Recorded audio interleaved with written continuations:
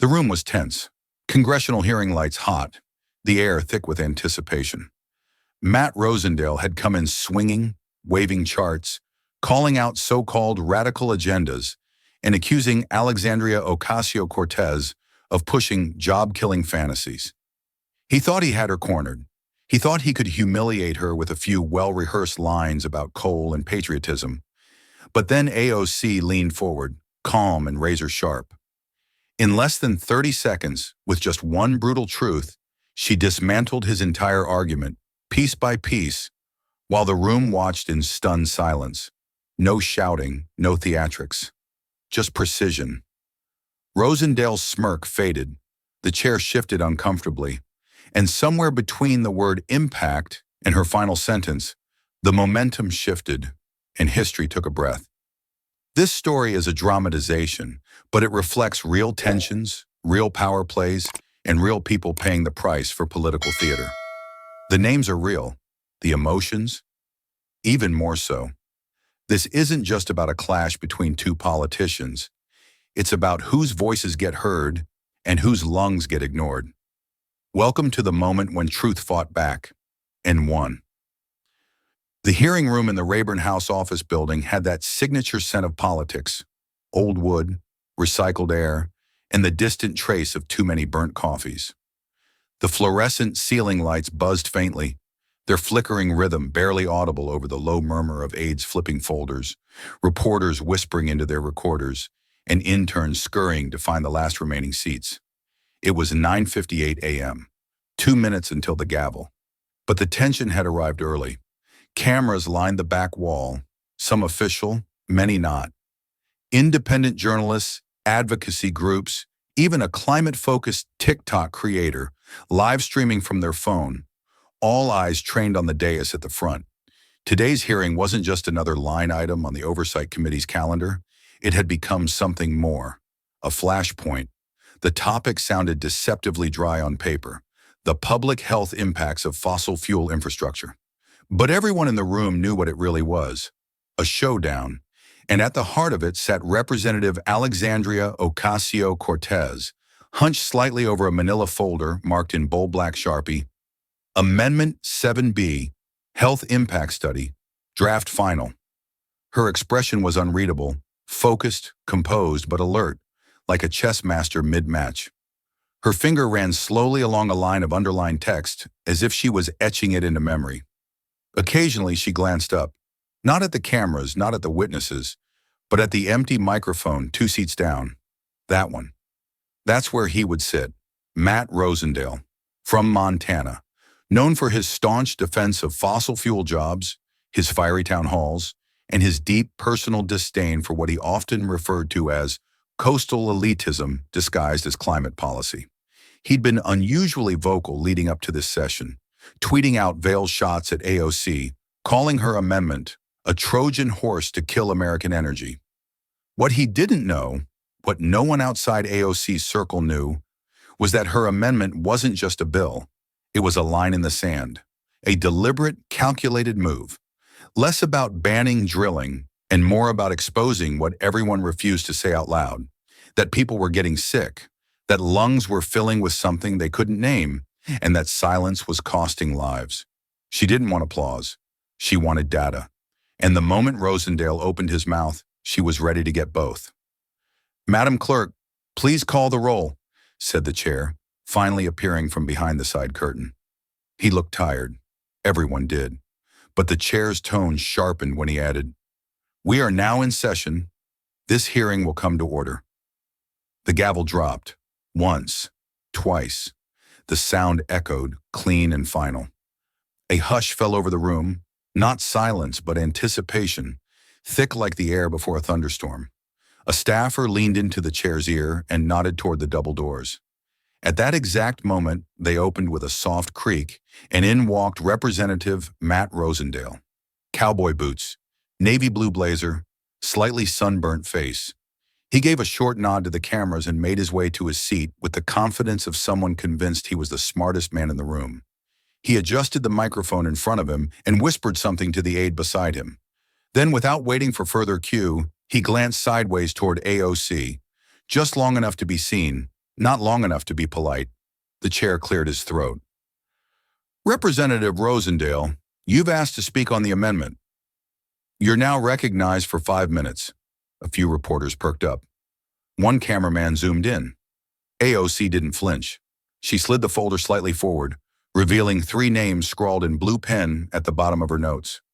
Just 3 first names, kids, from her district, each one with a respiratory condition, each one living within 3 blocks of an oil depot. She didn't need talking points. She had facts and faces. But first, she'd let him speak, because sometimes you win not by striking first, but by letting the other side reveal exactly who they are. Matt Rosendale adjusted the microphone with the casual familiarity of a man who had done this many times before. His posture was relaxed, but his tone was anything but. He cleared his throat, glanced briefly toward the chair, then launched into his statement with a confidence that bordered on performance. "Thank you, Mr. Chair," he began, his voice steady and firm, laced with just enough indignation to suggest this was a matter of urgent principle. "What I can't understand is how we're sitting here today pretending that fossil fuels are the villain in some grand morality play. Let's talk about what they actually are. Coal, oil, and natural gas have provided life-saving power to people across this nation, not just in Montana, but in towns and villages around the world." His gaze swept the room, not meeting anyone's eyes for too long, but making it clear he wanted to be seen. "You know what coal has done in my district? It's heated homes in the dead of winter. You know what natural gas has done? It's brought clean water to people who didn't have it before. These are not abstractions. These are the lifelines of working Americans. Lifelines that some in this room," he paused briefly, "would prefer to cut in the name of an ideology." There it was, the not-so-subtle jab. He didn't name her, but everyone in the room knew who he meant. A few heads turned toward AOC, but she didn't respond. She remained still, fingers resting on her folder, eyes fixed on Rosendale, with the kind of focus that unnerved more than it comforted. Rosendale pressed on, his voice rising slightly in volume and tempo. "Let me ask this committee, what exactly is the plan for the people of Montana when you gut the industries that keep them alive? You think solar panels are going to keep a rancher's pipes from freezing at 20 below? You think a wind turbine is going to show up and shovel their driveway or pay for their kids' insulin?" He let the rhetorical questions hang in the air, a practiced pause that gave the impression of conviction. The truth is, we're making decisions in this chamber that don't reflect the reality on the ground. Not in New York, not in Los Angeles, and certainly not in eastern Montana, where families are choosing between heat and groceries right now. Not in theory, not next decade. Right now. There was a murmur behind him, one of his aides nodding approvingly. The phrase had landed. "And while we sit here and debate whether or not to conduct some new study, let me remind you, there have been plenty of studies. What we need is not more bureaucracy. What we need is common sense. What we need is to protect the very resources that have lifted people out of poverty, that have extended lifespans, that have brought dignity to communities long ignored." He straightened slightly, letting his next line drop like a final verdict. "The war on energy is not just bad policy, it's morally bankrupt, because you cannot claim to care about working people while dismantling the only tools they have to survive." There was silence for a beat, just long enough to make it feel like something definitive had been said. Rosendale nodded slightly to himself, then yielded the rest of his time. AOC didn't flinch. Her hand, calm and steady, slid a new page from the folder and placed it on top of her notes. The name at the top, Maya L., age 9, asthma, a child from her district, a name that would soon be spoken, a life behind the data that Rosendale so easily brushed aside. But for now, she waited.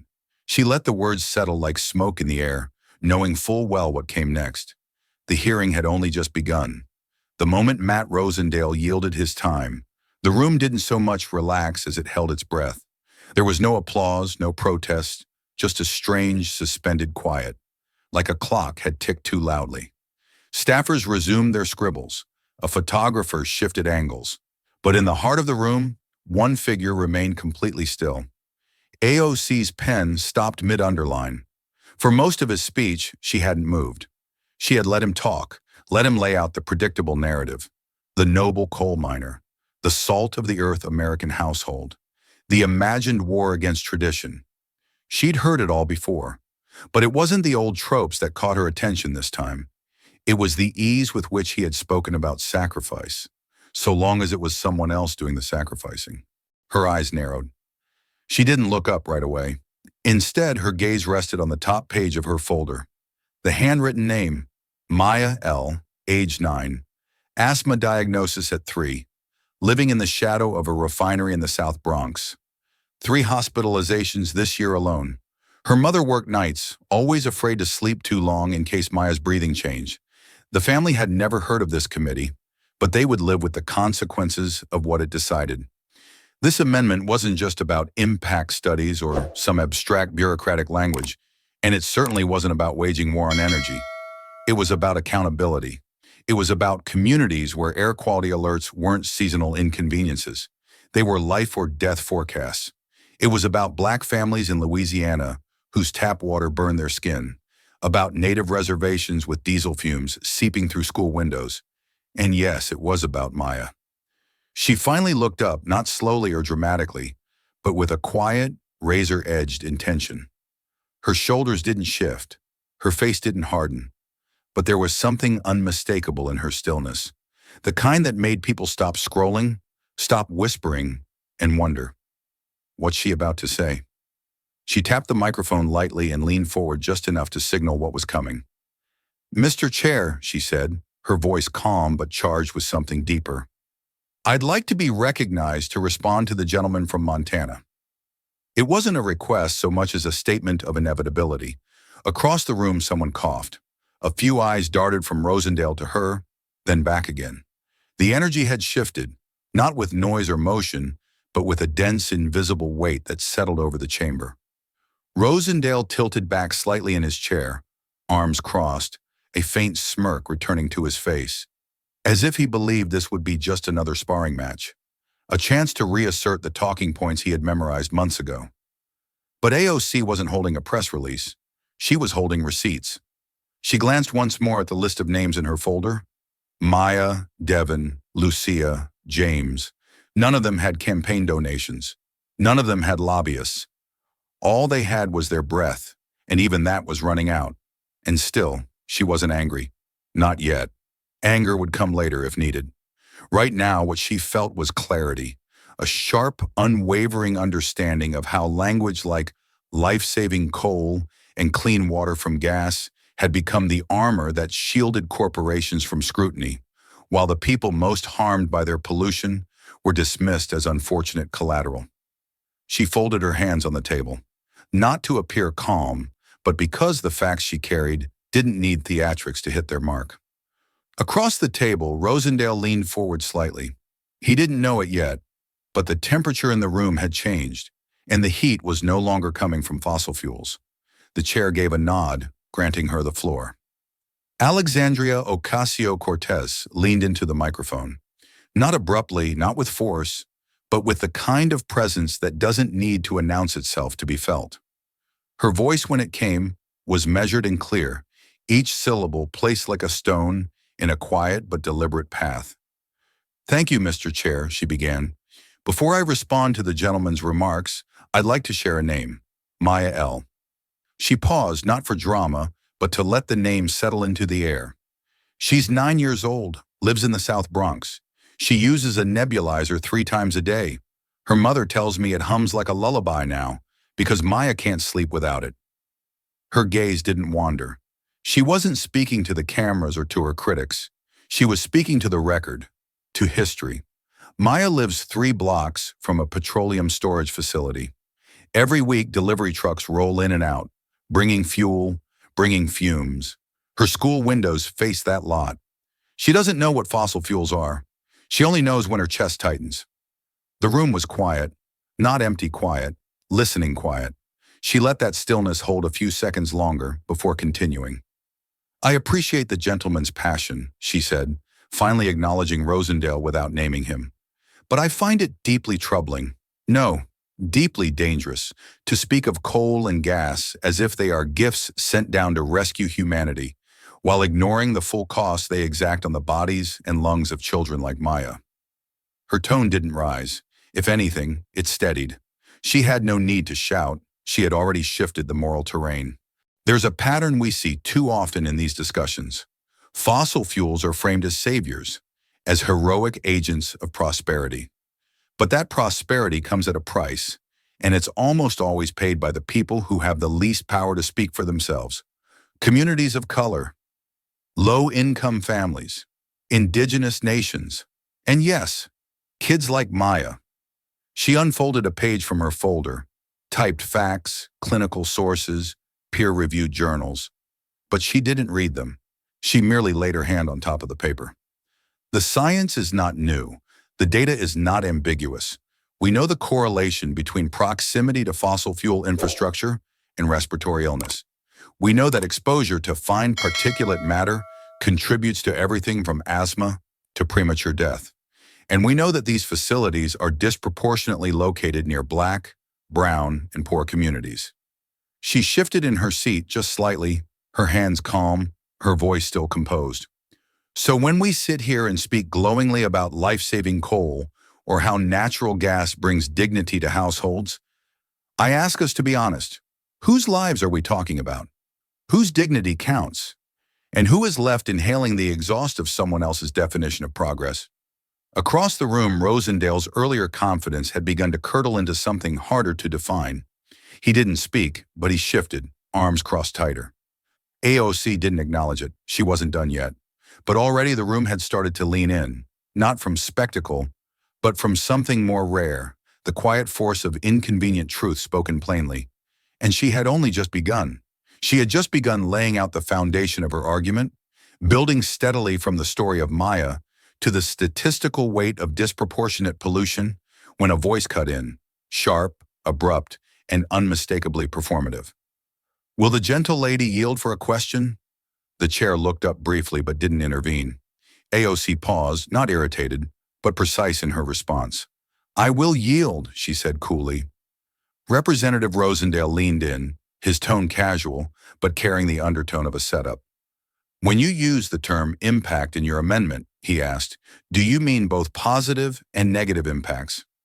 Are we looking at the benefits of fossil fuels as well? Or is this just about the bad stuff?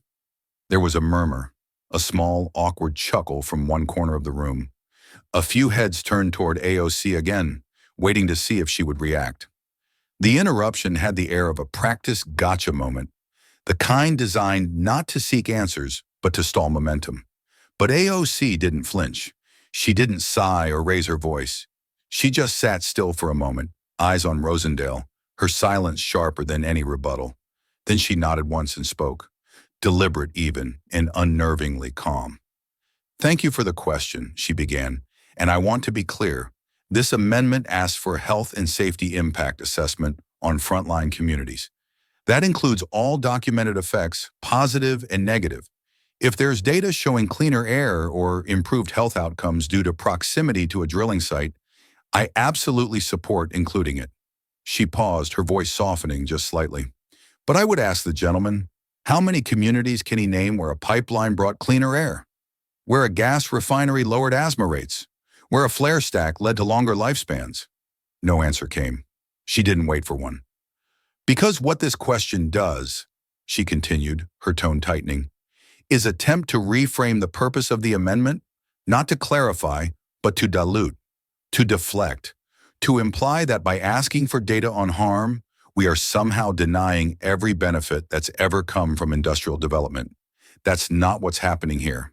Her hand moved gently over her papers again, not for effect, but as if drawing strength from the names and numbers beneath her fingertips. And if what scares you, she said, her voice now like a pin dropping into the middle of a loud room, is studying how children breathe near oil rigs, then perhaps the impact isn't the word you're worried about. It's the truth. It was quiet, utterly quiet.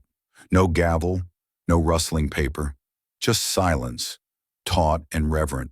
The kind of silence that didn't come from being stunned, but from knowing that a line had just been drawn and crossed with clarity few dared to use in this space. One staffer looked up from her laptop.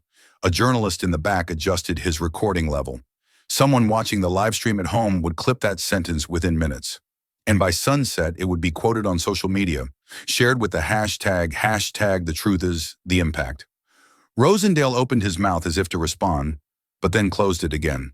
His expression had changed, less self-assured, more calculating. The tone had shifted and not in his favor. AOC didn't look triumphant. She didn't smirk or gesture or seek confirmation. She simply turned a page in her notes and continued as if she hadn't just said something that would echo far beyond the walls of that hearing room. Because for her, it wasn't a performance. It was the point. The silence that followed AOC's final sentence didn't collapse. It crystallized.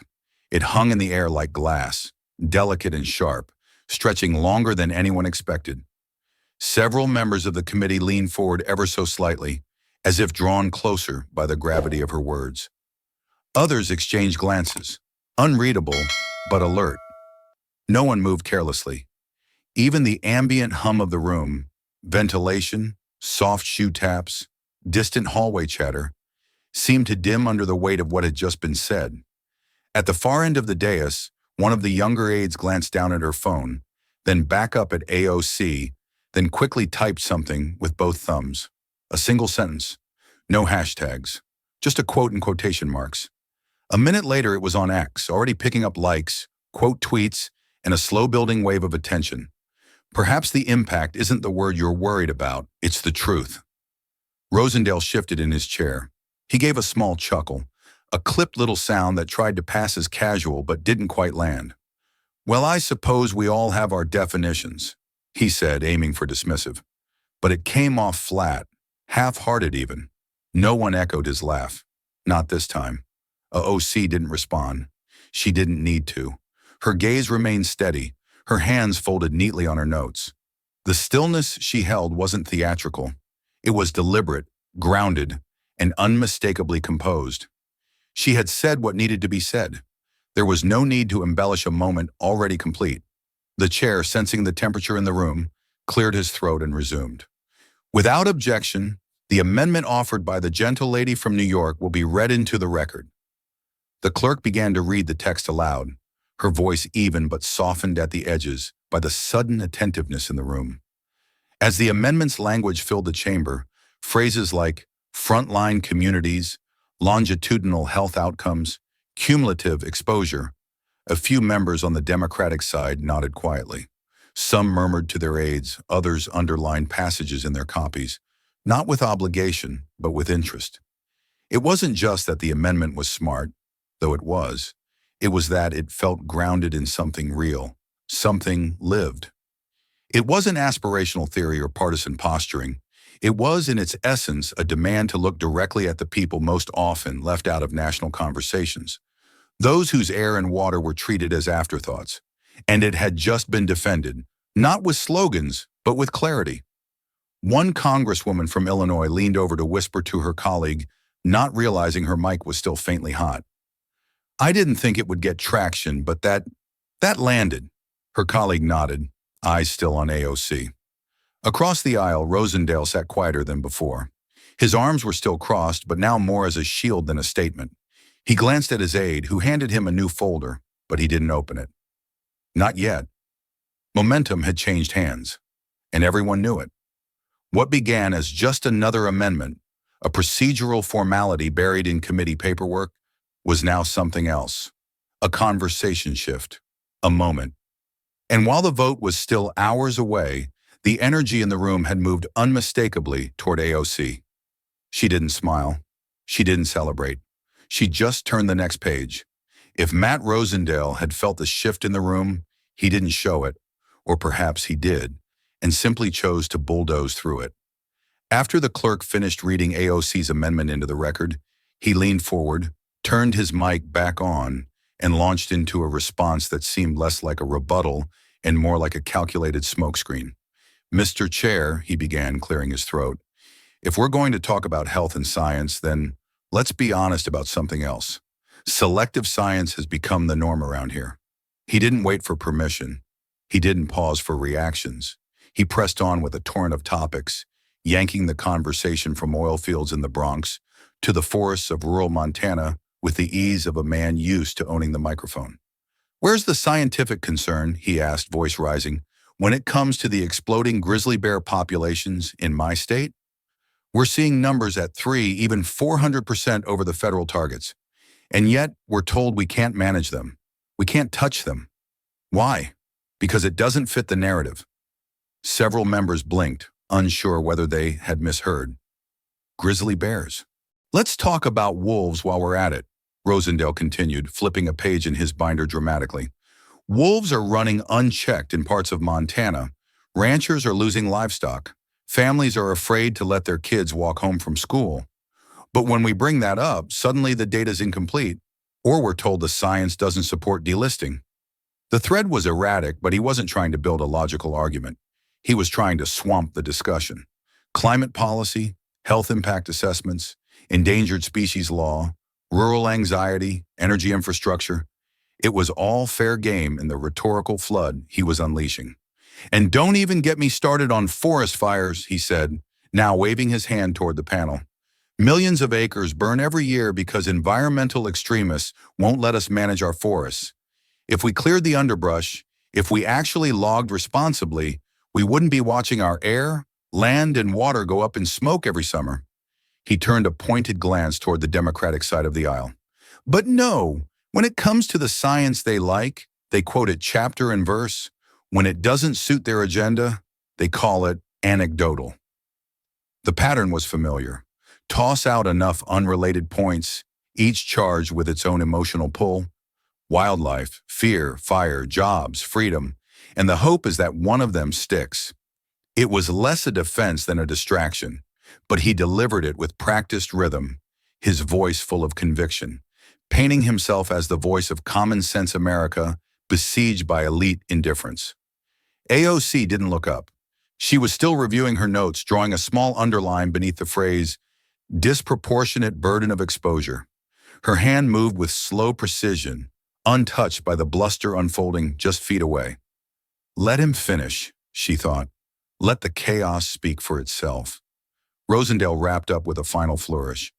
"So if we're going to assess impact, let's assess all of it, not just the cherry-picked, politically convenient kind."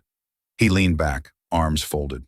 To him, it was a mic drop, but to everyone else in the room, it was noise, loud, messy, and suddenly out of tune with the moment they were now all part of. When Rosendale finally finished, the hearing room felt like it had just weathered a storm of words. Loud, scattered, full of dramatic declarations, but short on connection to the issue at hand. AOC, however, remained perfectly still.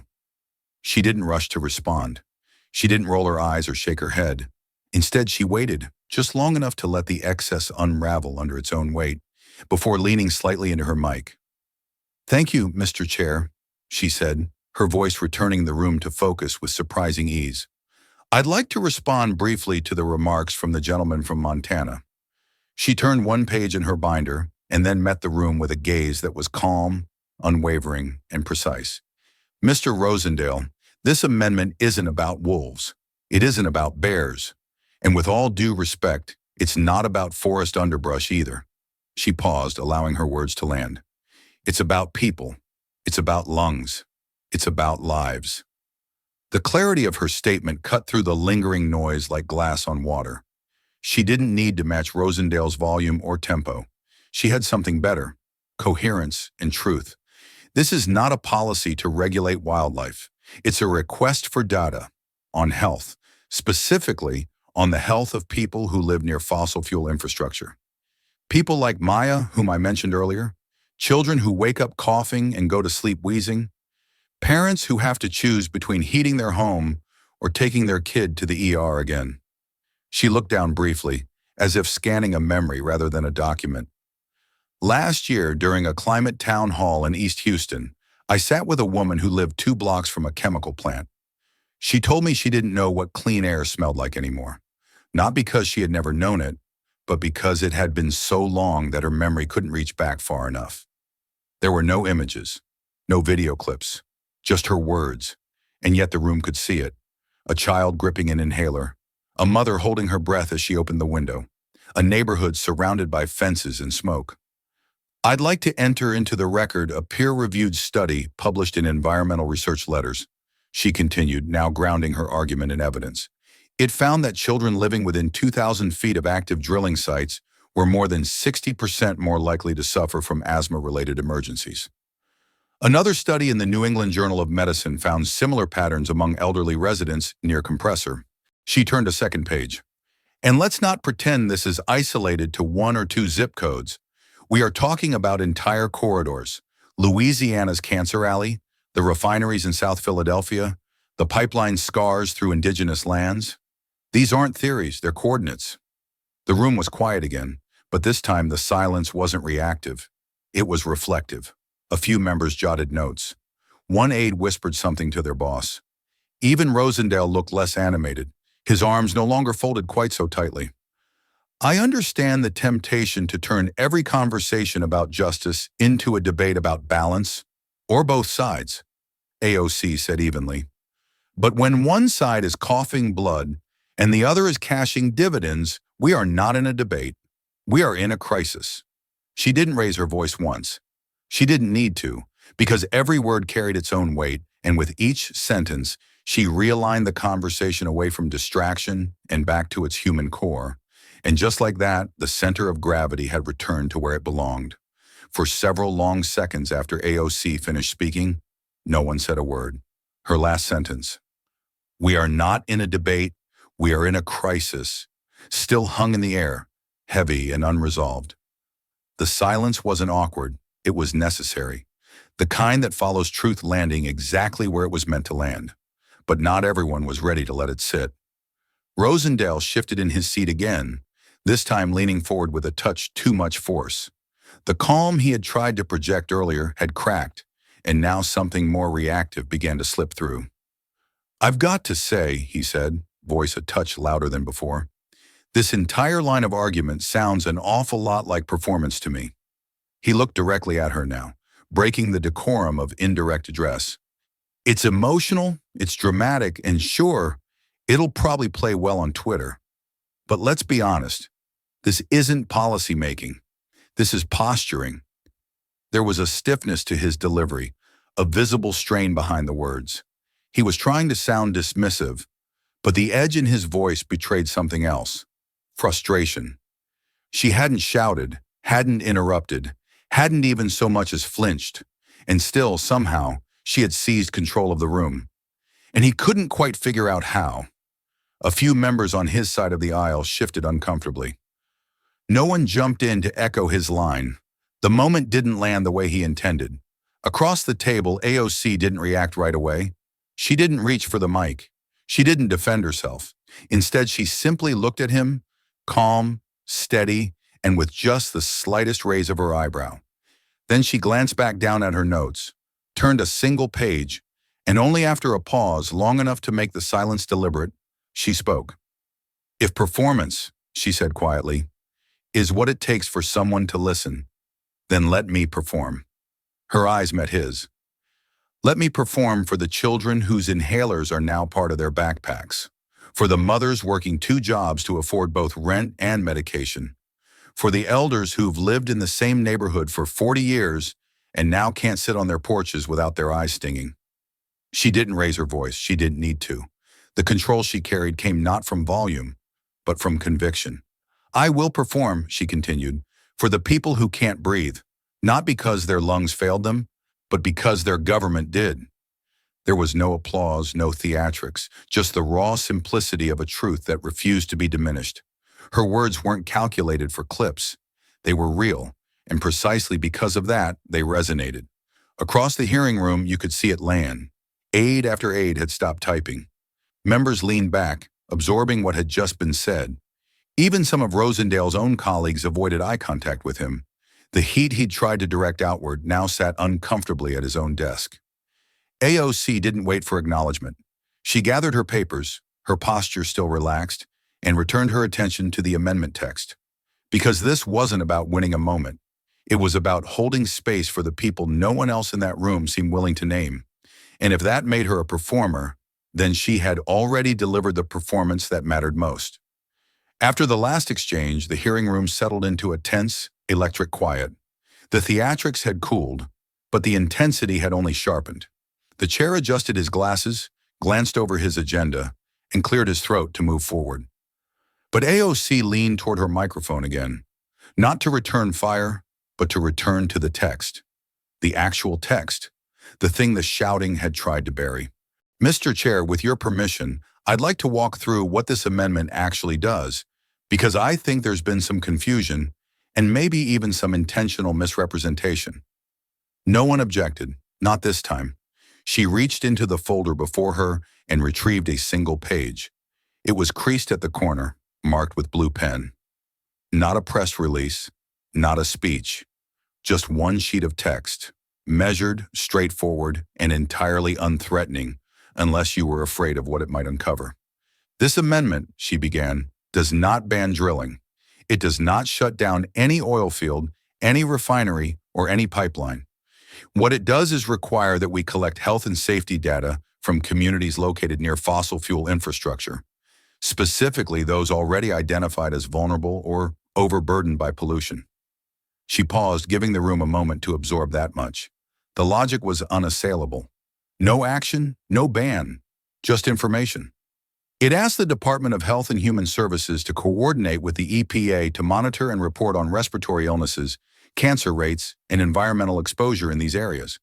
It asked for annual updates. It asked for transparency. That's it.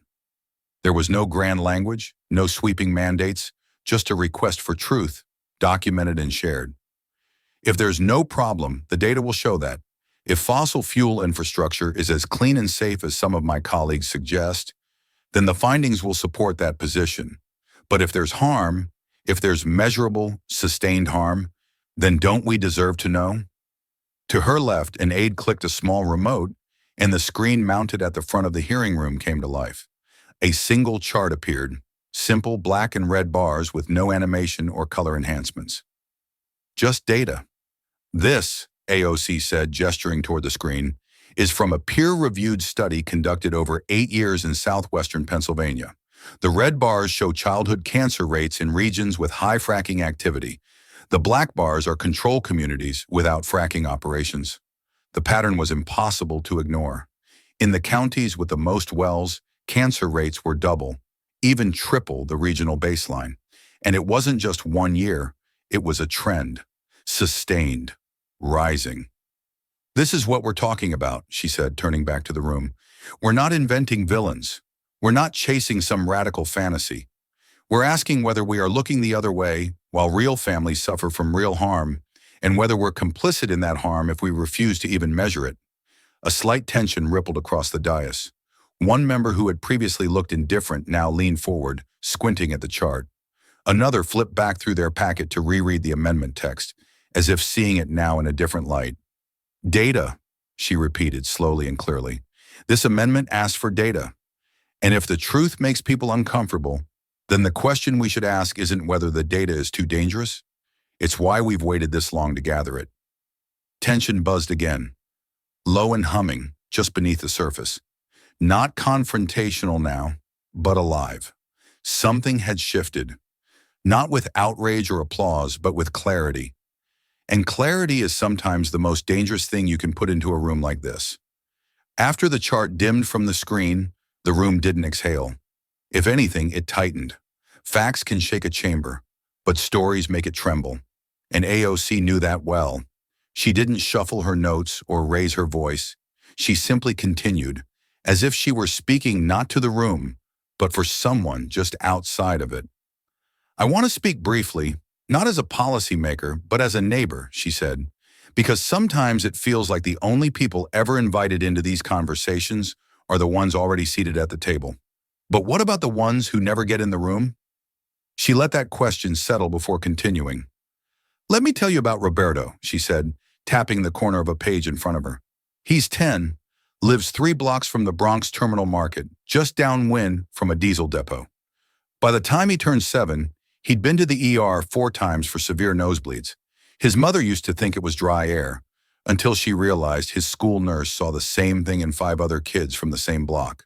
She turned the page. Or Layla, 19, full scholarship to SUNY Albany. She dropped out last year. Why? Because her mom got sick. Repeated headaches, nausea, nerve pain. Their apartment sits beside a storage facility that regularly violates air quality limits, but the violations are always under review. So now Layla works nights, double shifts, to cover bills and still tries to get her GED on weekends. She never asked for help. She just wanted her mother to breathe without pain. There was no music, no image slideshow, just her voice, just the stories. And then there's Ms. Carmen Alvarez, 64, retired postal worker, lives in the same rent-controlled apartment she's had since the 80s. In the past 2 years, 3 of her neighbors have died from various cancers. One of them was her best friend. The city gave them pamphlets, but no one's ever tested the soil outside their building. Each name landed like a heartbeat. Not statistics, not archetypes, just people. Familiar, real, and exhaustingly unseen. These are not anomalies, she said, softly but firmly. They are patterns, and the reason we don't talk about them more is because we've convinced ourselves these communities are too complicated, too inconvenient, or too far away to matter. Across the room, Rosendale shifted. It was subtle, just a glance downward, a quick repositioning in his seat, but it was the first sign of unease he'd shown all morning. His arms were no longer folded across his chest. His pen tapped lightly against his notepad, not with intention, but with the unconscious rhythm of someone trying to distract himself from discomfort. AOC didn't acknowledge it. She didn't need to. Environmental justice isn't an abstract idea, she continued. It's not a slogan.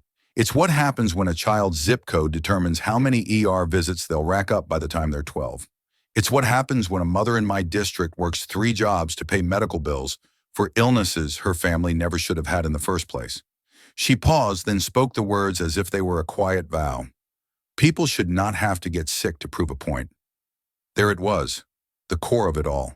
Not policy for policy's sake, but protection, dignity, visibility. The room didn't erupt, didn't respond, but it listened. Because in that moment, the most powerful argument wasn't in the numbers, or even in the charts. It was in the voices we weren't supposed to hear, but finally did. The room had softened, if only slightly. AOC's testimony had pulled the air out of partisanship, if just for a moment. The faces around her no longer wore the guarded expressions of political calculation, but something more cautious, reflection. But silence in politics is rarely unanimous, and not all skepticism comes from across the aisle. The next voice came from her own side. Representative Dalton, a moderate Democrat from a swing district in the Midwest, leaned into his microphone with the clipped precision of someone threading a needle. He was known for his pragmatism, a centrist reputation he wore like armor in every vote he took. "Madam Chair," he said carefully, "I'd like to thank Representative Ocasio-Cortez for bringing this amendment forward. There's no question that we have to do more to address environmental health disparities." He paused, glancing around the room, as if scanning for consensus. "That said," he continued, "I have concerns about scope. This amendment creates a reporting obligation that could potentially trigger lengthy studies, impact permitting timelines, and generate what some in my district would view as bureaucratic overreach. I support environmental justice. I truly do. But my question is, are we being too ambitious here? Could this slow down projects that our workers depend on?" The words were polite, polished, and politically safe, but they carried the unmistakable subtext of caution. Tone it down.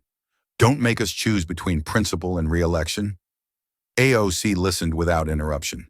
She didn't rush to respond, didn't show a flicker of offense, but when she finally did speak, her tone shifted, not defensive, but sharper, not angry, but resolute. "I appreciate the gentleman's question," she began, "and I understand the pressures that come with representing communities in transition. But I want to be clear, what's ambitious is not this amendment." She leaned forward just slightly, not toward the mic, but toward the idea itself. "What's ambitious," she said, "is ignoring the dying and calling it economics. What's ambitious is watching cancer rates rise and asthma rates spike and still saying, let's not collect the data. It might make us uncomfortable. What's ambitious is asking frontline communities to wait, again, for justice that's already overdue. There was a stir at the far end of the dais. A representative from New Jersey, whose district bordered a refinery corridor, nodded slowly. Another from Southern California, who had held town halls under orange skies during wildfire season, leaned forward and whispered something to her aide. AOC didn't stop there. This amendment doesn't stop construction. It doesn't ban a single project. It asks for information, transparent, public information, so that we stop pretending decisions made in this room don't echo into the lungs and lives of people we'll never meet. She turned her gaze directly to Dalton. Not confrontational, but unflinching. I know it's easier to vote for what feels manageable, but I represent people for whom the status quo is no longer survivable. And if we won't gather data because we're afraid of what it might tell us, then we've already made a decision.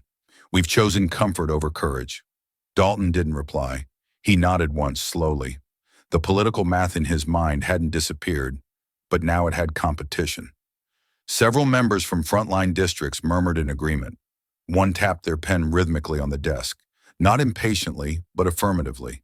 Another underlined something in the amendment packet, this time not as a critic, but as a co-signer in waiting. The conversation had changed, not just in tone, but in trajectory. And AOC hadn't raised her voice once. She had only insisted that when it comes to public health, realism without responsibility is just negligence in a different suit. The hearing had begun to tilt, gradually but unmistakably. What started as a procedural debate over an environmental health amendment had become something more uncomfortable for some, clear. And in Washington, clarity is often more disruptive than controversy. AOC had made her case for health data. She had told the stories. She had answered the moderates without flinching. Now came the part that would make the air even heavier. She turned another page in her binder, this one marked not with personal stories or study citations, but with dollar signs. Mr. Chair, she said evenly, I'd like to enter into the record a public report from opensecrets.org documenting fossil fuel industry donations to members of this committee during the last 2 election cycles. No one objected. She passed the packet to the clerk, then turned to the screen again. A new set of images appeared, simple side-by-side visuals. On the left, scanned campaign finance disclosures showing maxed-out contributions from oil and gas PACs. Names, dates, amounts. On the right, EPA pollution maps showing concentrations of airborne toxins, water contamination, and documented public health complaints. Each one centered in or near a community impacted by fossil fuel infrastructure. The juxtaposition was not dramatic in presentation, but devastating in implication. Let's be clear, she said. This isn't about belief, it's about business. She didn't name Rosendale directly at first. She didn't have to. One of the first donation records on screen had his name stamped clearly across the top. 3 separate checks from 3 different fossil fuel lobbying groups in under 8 months. What we're seeing, she continued, is not a debate over science. It's not a clash of philosophies. It's a transaction between industry interests that want to avoid scrutiny and lawmakers willing to help them do just that. Rosendale shifted again. The tapping pen was gone now. His hand remained motionless over a blank notepad. We talk so often about accountability in this room, AOC continued. Yet when it comes to corporate pollution, our silence is practically subsidized. And what's worse, it's packaged as patriotism. We're told that questioning fossil fuel companies is anti-American. But what's really anti-American, she said, her voice tightening slightly, is letting corporations make people sick and then paying politicians to pretend it's not happening. The room was silent, not stunned this time, but subdued, like a truth had walked in and politely refused to leave. These communities we're talking about, they don't have super PACs. They don't get a seat at fundraisers, but they do get asthma, they do get cancer, and they do get told year after year that it's all just unfortunate coincidence. She let the screen linger a moment longer, letting the data do what words sometimes couldn't.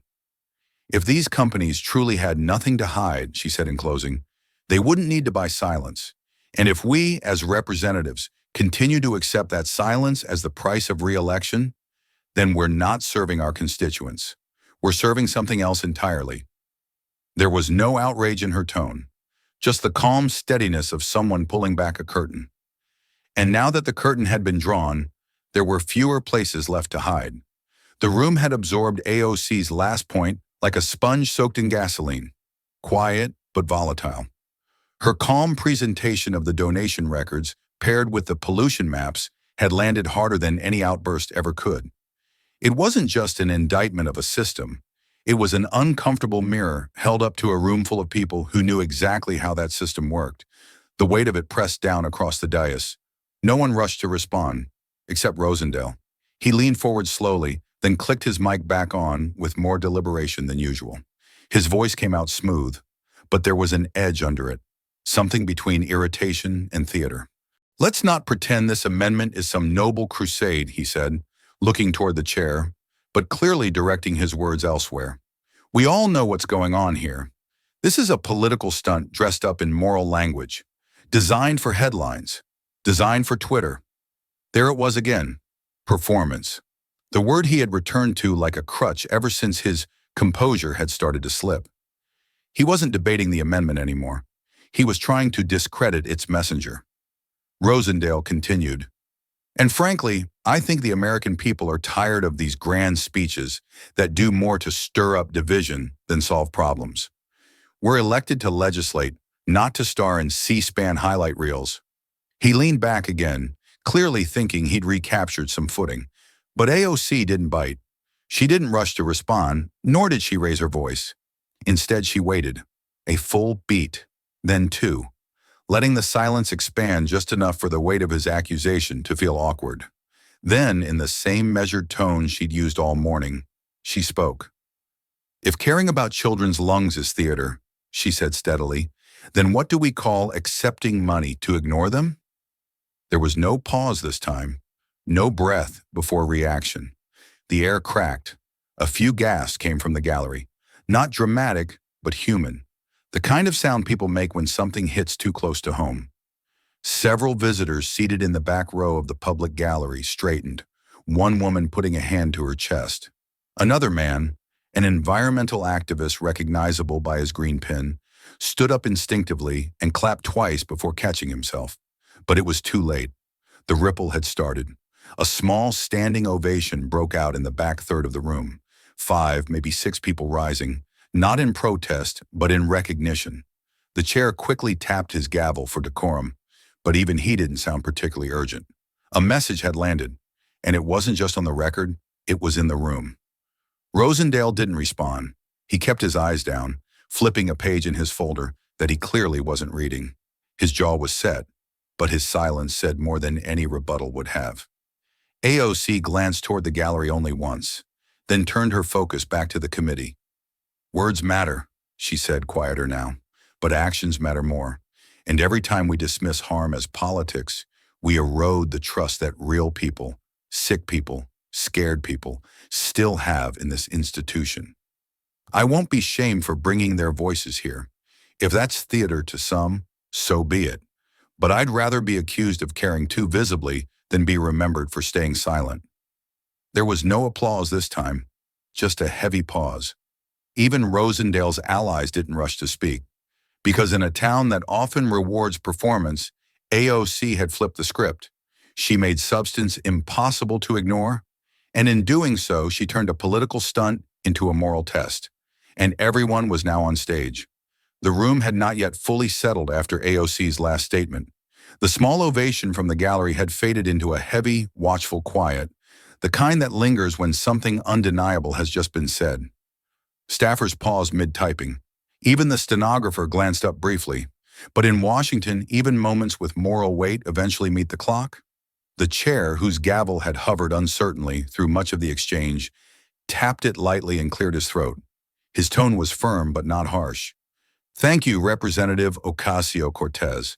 I believe your time has—" "Mr. Chair," AOC interrupted, her voice rising. Not loud, not emotional, but unmistakably indignant. "I have time remaining, and I intend to use it. The interruption landed with precision.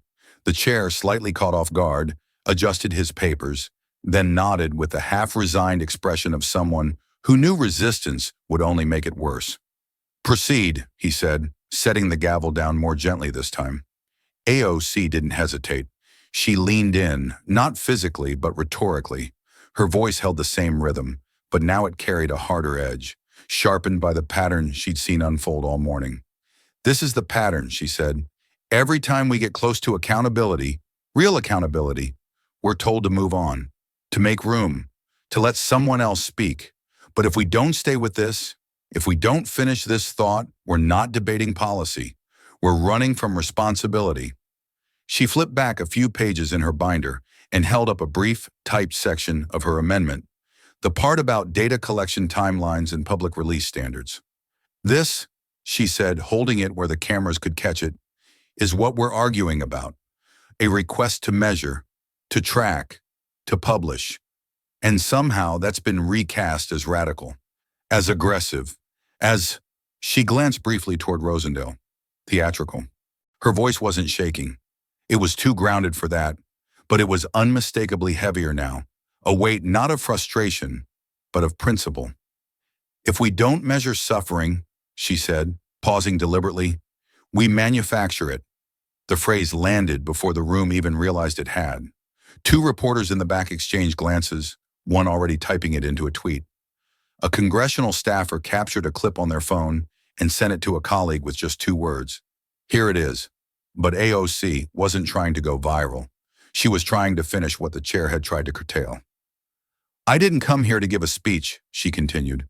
"I came here with an amendment grounded in evidence, supported by public health experts, and demanded by constituents who don't have the luxury of waiting for Congress to find its conscience." No one interrupted. Not this time. She returned the paper to her folder, her tone softening just slightly. "I yield back the balance of my time, but not my belief that the people we represent deserve to know what's in their air, their water, and their bodies." The chair nodded, but did not immediately speak. Perhaps he sensed it too, that sometimes, even in a chamber designed for procedure, something true manages to escape. And outside that room, the clip of her words, just 13 seconds long, was already spreading. No edits, no filters, just the phrase that would headline a dozen articles before sunset. "If we don't measure suffering, we manufacture it." And once again, silence did not follow her. Only movement. Long after the cameras stopped rolling and the committee room had emptied of its noise, Alexandria Ocasio-Cortez stepped out into the heavy stillness of the Capitol steps. The dome loomed above her, lit with that pale, institutional glow that made it feel both majestic and unwelcoming at once. The marble under her heels clicked softly, rhythmic and solitary. She didn't wait for an escort or an intern to catch up. She just walked, steady, quiet, with a kind of calm that only comes when you've said everything you meant to say. Her phone buzzed again. It had been buzzing since the last sentence left her lips earlier that day. The screen was filled with message previews stacked one after another. Some came from colleagues, quiet congratulations, admiring thumbs-ups. A few texts from lawmakers who hadn't dared to speak in the room, but now wanted her to know they were moved. Others were colder, angrier. Anonymous numbers or burner accounts sending bile disguised as opinion. "You're just a headline chaser. Hope you choke on your own words." "Who do you think you are?" She read none of them in full, just swiped them away and slipped the phone into her coat pocket. It was late, and the corridor outside her office was dark except for the small lamp left glowing on her legislative director's desk. She unlocked her door with a small push and stepped inside the silence of her space, familiar, warm, and filled with quiet remnants of the world she came from. The Puerto Rican flag tucked into the bookshelf, a canvas print of the 6th train, a mug from her first campaign rally, cracked at the handle but still sitting proudly by the window. She dropped her bag beside the chair and walked toward the far corner of the office, where a single photo frame stood next to a potted plant. The frame held a picture that had followed her through every step of this journey, a grainy print of her mother standing in their old living room in the Bronx, smiling faintly in the half-light of a bare bulb, one hand on her hip, the other resting on a folding chair. AOC stared at it for a moment, her eyes softening, her hand brushing the edge of the frame. The paint on the wall behind her mother had been peeling in large curling strips. Lead paint, they'd later learn. It had been in the apartment long before they moved in and long after they left. No one came to fix it. Not when they filed the first complaint. Not when her younger cousin started coughing. Not even after they got a formal citation from the city. The landlord just said it wasn't a priority, that they were lucky the heat worked. That image, her mother's tired smile, the wall crumbling behind her, was the reason AOC never forgot what it felt like to be on the other side of hearings, like the one she'd just survived. The reason she didn't flinch when someone called her too emotional for telling stories, or too performative for caring about poor people out loud. Because when you grow up knowing that people like your family are written out of the budget, ignored by the data, and reduced to footnotes in housing violation reports, you learn quickly that silence is the cost of entry, and truth is the only weapon you're allowed to keep. She sat on the edge of her couch, not to rest, but to think. She knew the backlash would intensify by morning. The headlines would split along party lines. But tonight, under the pale desk lamp and the weight of her mother's gaze, there was only one thing she needed to remember. She hadn't said those words for applause. She had said them for the people who still lived with peeling paint. 1 week after the hearing, Alexandria Ocasio-Cortez stood inside the cafeteria of PS 146 in the South Bronx, surrounded by art projects pinned to corkboards and the scent of dried glue and crayon wax. It was career day, and the school had invited her not as a politician, but as someone who speaks up for kids. That was how the teacher introduced her, with a proud smile that made AOC laugh softly to herself. She'd been called many things in Congress: radical, disruptor, ideologue. But someone who speaks up for kids was a title that landed differently. She had just finished answering a dozen questions, most of them ranging from, "Do you know the president?" to, "Is it hard wearing heels all day?" when a quieter voice caught her attention. "Are they going to listen?" a girl asked from the second row. The question cut through the buzz like a clear bell. The classroom aide paused mid-handout. The other students turned their heads, unsure whether to giggle or wait. AOC looked down and saw her. She was maybe 10, with thick braids tied back in blue elastics and eyes too serious for her age. Her name tag read Zahara, but it wasn't the name that caught AOC's attention. It was the shirt. A plain black tee with one word written across the chest in bold white letters. Unapologetic. Zahara didn't fidget. She didn't look away. She waited for an answer, not as a challenge, but as someone genuinely measuring the odds. AOC stepped off the riser and walked to her, lowering herself to one knee so they were at eye level. "They will," she said gently, her voice full of certainty. "And if they don't at first, we'll keep making them listen." Zahara blinked, then gave a single, solemn nod. She didn't smile, but her shoulders eased just enough to show the words had landed. AOC smiled for both of them. The moment held, not because it was dramatic, but because it was real. She had seen that look before, in town halls and shelters, in community centers, where kids like Zahara watched the world negotiate away their futures with paperwork and press releases. It was the same look AOC had given a congresswoman once, back when she was the one sitting cross-legged on a cold floor, wondering if anyone in power really meant what they said. She stood slowly, smoothing the knee of her suit. "By the way," she added, nodding to the shirt, "that's a pretty powerful word you're wearing." Zahara finally allowed a hint of a grin. "My aunt says it's her favorite word." "Smart aunt," AOC replied, glancing around the room. "You should hold on to it." The visit wrapped not long after, but that moment stayed with her.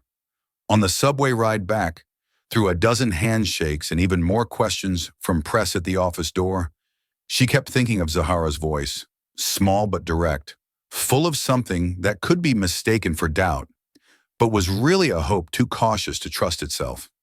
It reminded her why the work mattered, why amendments weren't just language, why charts weren't just numbers.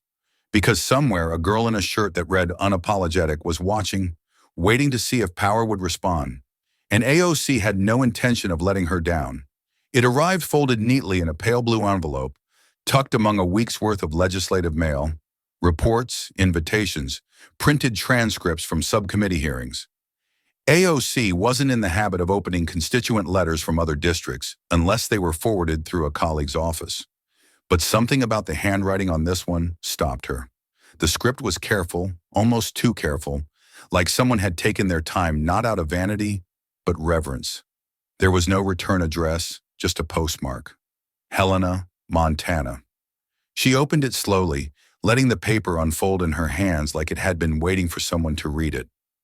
The letter was written in blue ink, and though the lines weren't perfectly straight, the words were deeply measured. Dear Representative Ocasio-Cortez, I'm a 7th grade science teacher in Montana. I watched the full hearing last week and felt compelled to write. I don't know what it's like to live in the South Bronx. I don't know what it's like to be a public figure constantly under attack. But I do know what it's like to care about the truth and feel alone in a room full of people who want to change the subject. I'm sorry for how he spoke. I'm sorry for how often people like him get to speak for places like mine. And I just wanted to say, please don't give up on us. Not all of us think the way he does. Some of us are listening. With respect, Aaron M., Helena. Montana AOC sat with it for several minutes. She didn't move, didn't check her phone, didn't scroll. Just let the words sink in, line by line. There was something profoundly disarming in the honesty of it. No hashtags, no political slogans, just a quiet bridge from one corner of the country to another.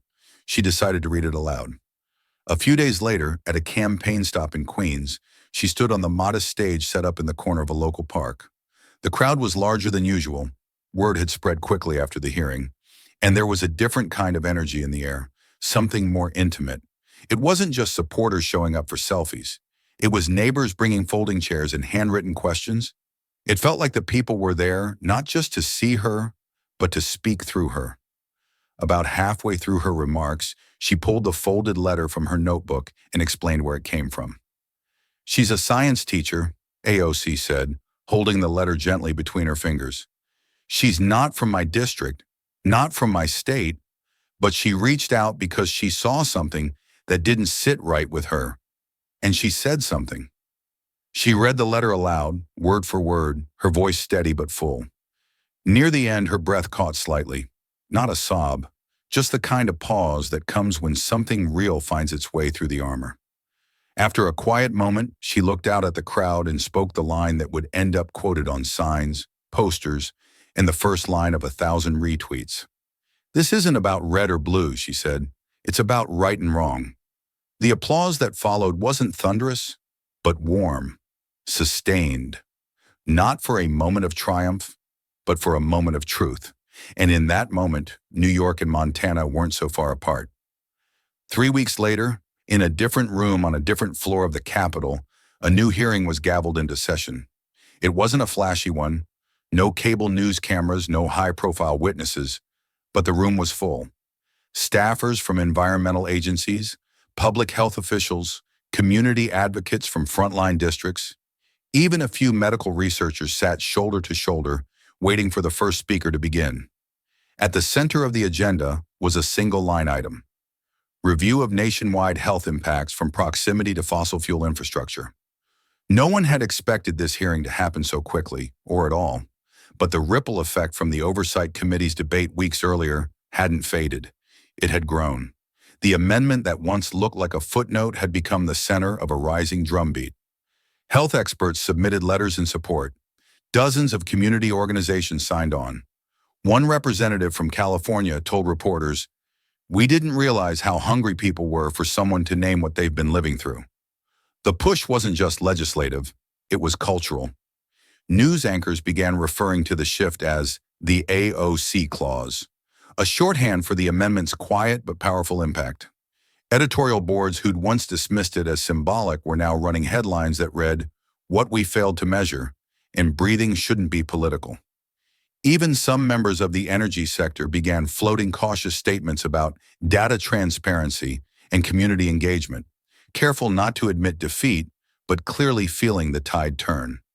In one interview, a former EPA official put it plainly, "It's not that Congress passed something yet, it's that a boundary got moved, and now we're all operating in new territory."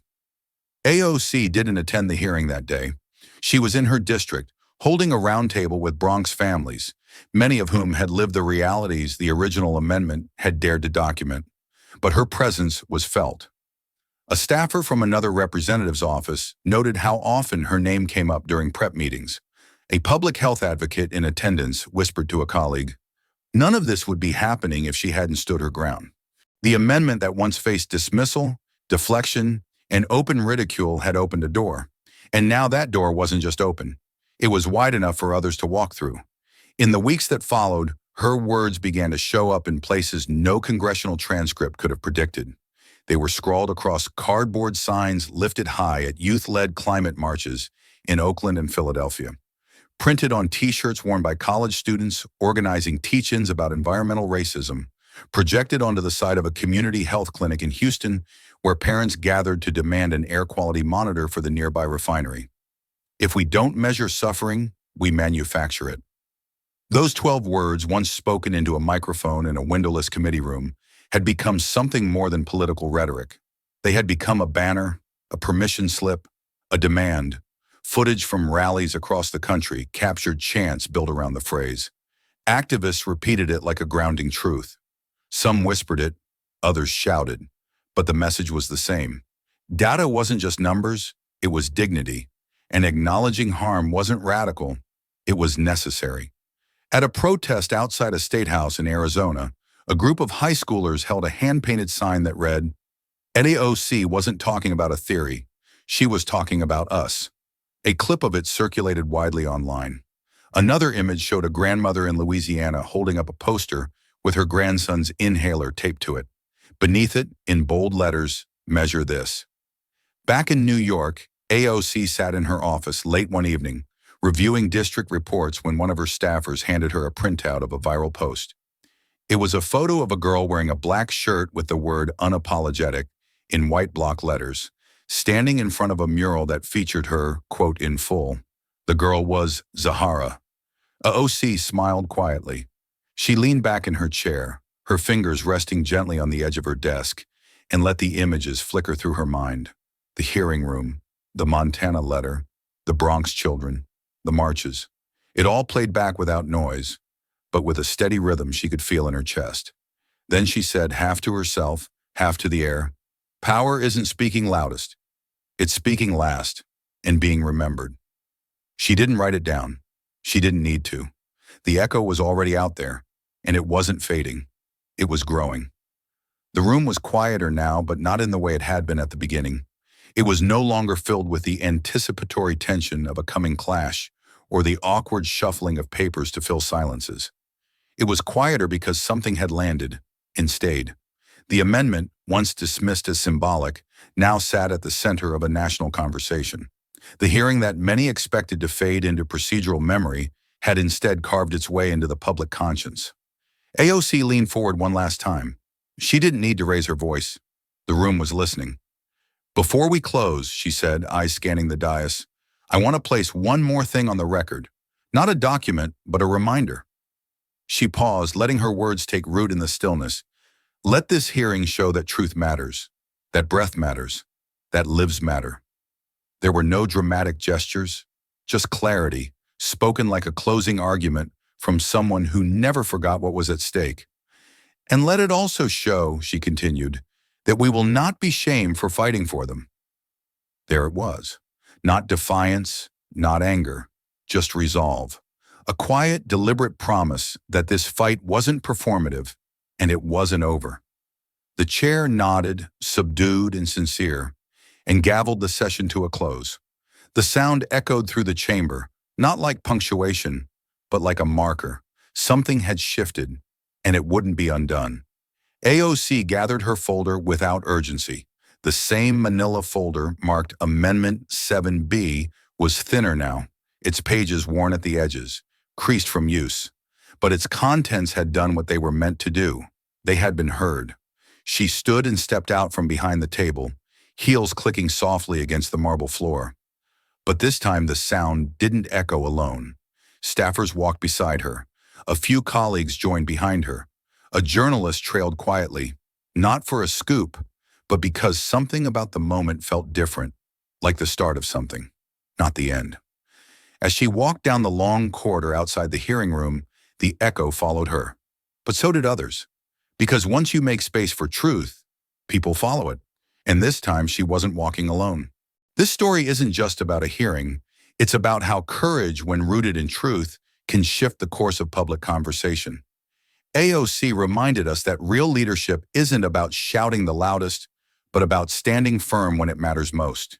Even in the face of ridicule, her voice became a vessel for those rarely heard: children with asthma, workers near oil fields, families overlooked by policy. It's a story of persistence over performance and dignity over dismissal. Change often starts with a whisper in a room no one expected to matter, and ends with a nation listening. What about you? Have you ever felt like your voice wouldn't matter, only to realize it just might change the room? If this story touched you, don't let it stop here.